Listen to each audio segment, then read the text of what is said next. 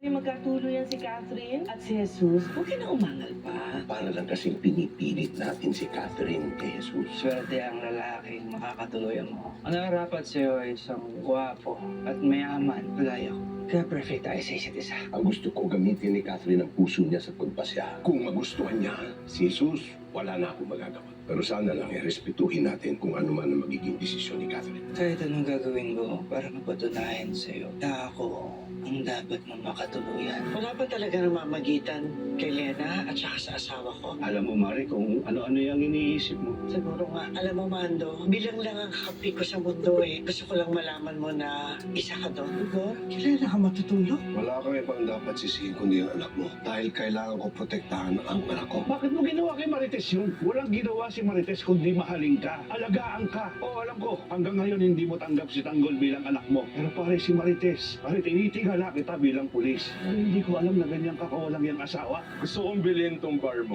Boss, pasensya na, hindi na ito pwedeng basta-basta bitawan. Tagal ko pinaghirapan tong bar. 15 million. Pananatili